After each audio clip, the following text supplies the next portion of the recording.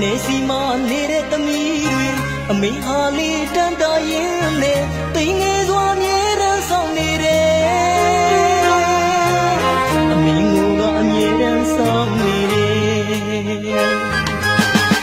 ဥပ္ပခါပြုလိုက်ကြတဲ့အမေရင်ကတာရုသမီးတွေဘယ်သူဘယ်ဝါတာလာလူသမီးလာလူနဲ့မျောတွင်ရင်နဲ့အမေမှာတွမ်းမိနေရမလာနိုင်လေတော့သမီးတွေတနေ့စီမနေတဲ့သားတွေအချင်းချင်းမှရောက်လာကြတယ်အမေငိုကတောင်းစုပြုနေတယ်ပြန်လာခဲ့တော့သားနဲ့သမီးတွေအတုံးရဲ့ရေမရှိတော့မြတ်တာမရတဲ့သူအမေတယောက်ဘဝပါအခြေသူမသိတဲ့သားသမီးဆိုတွေကို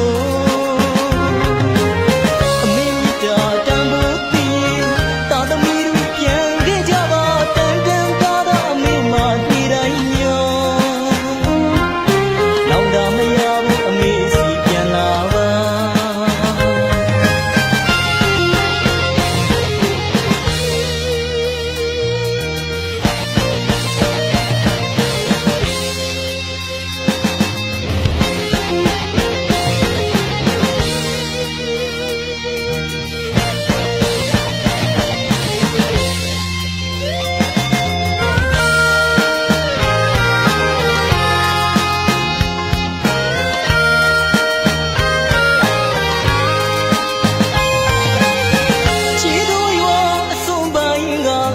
ချာကြတဲ့စုကလေးမှာ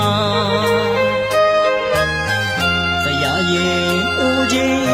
ခါရွေကိုင်းနာရထိုင်းနဲ့ပေါ်မဲ့ဘဝနဲ့အထီးကျန်လုံးတဲ့အမေရမလာနိုင်လေတော့သားတွေတနေ့စီမနေတဲ့သမီးတွေအမေဟာလေးတန်တာရင်နဲ့